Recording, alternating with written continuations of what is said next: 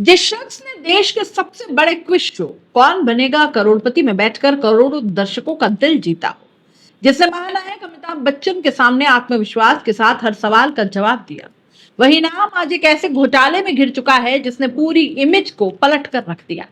ये कहानी है मध्य प्रदेश की चर्चित तहसीलदार अमिता सिंह तोमर की, जो कभी बुद्धिमत्ता की मिसाल थी लेकिन आज भ्रष्टाचार की मिसाल बनती हुई नजर आ रही है।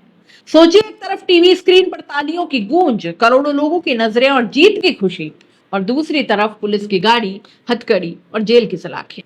अमिता सिंह तोमर का जीवन मानो किसी फिल्म की कहानी जैसा है, जहां पहला हाफ प्रेरणादायक था लेकिन दूसरा हाफ सस्पेंस, आरोप और गिरफ्तारी से भरा है। साल 2011 की बात है, जब देश भर में ज्ञान और आत्मविश्वास की मिसाल बन चुका था शो कौन बनेगा करोड़पति। इसी मंच पर अमिता सिंह तोमर ने अपनी तेज बुद्धि और सटीक जवाबों से सभी को चौंकाया। वो धीरे धीरे सवाल दर सवाल आगे बढ़ती गई और आखिरकार 50 लाख जीत कर घर लौटी। उनकी ये जीत सिर्फ एक गेम शो की जीत नहीं थी, बल्कि एक सरकारी अधिकारी की आदर्श छवि बन गई। लोग उन्हें प्रेरणा मानने लगे, पढ़ी लिखी, तेज तर्रार और ईमानदार अधिकारी के रूप में। असल ट्विस्ट तो अब शुरू होता है। साल 2011 में ही मध्य प्रदेश के शिवमपुर जिले में भीषण बाढ़ आई। सरकार ने पीड़ितों के लिए राहत राशि जारी कर दी ताकि जिनका सब कुछ बर्बाद हो गया उन्हें सहारा मिल सके। लेकिन आरोप यह है कि इसी राहत राशि में एक बड़ा खेल खेला गया।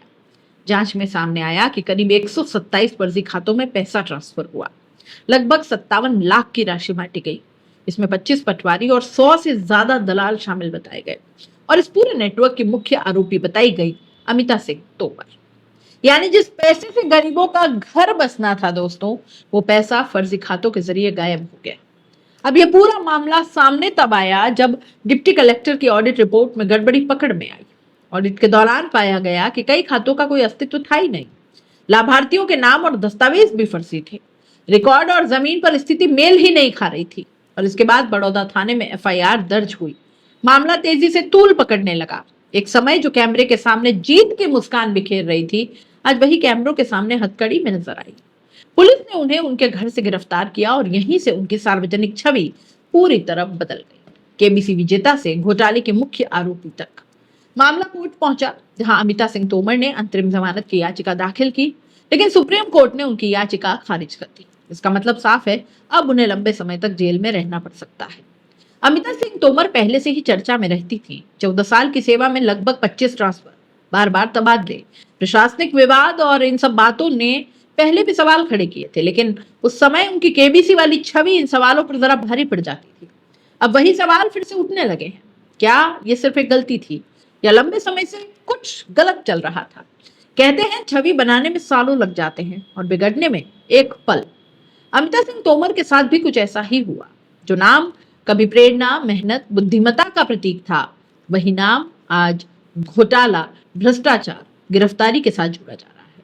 इस पूरे मामले में कई सवाल अब भी बाकी है दोस्तों। क्या अमिता सिंह तोमर अकेली दोषी है या ये कोई बड़ा संगठित नेटवर्क था? क्या उन्हें फंसाया गया या उन्होंने सच में घोटाला किया? जांच जारी है और आने वाले समय में सच्चाई की और परतें खुल सकती है।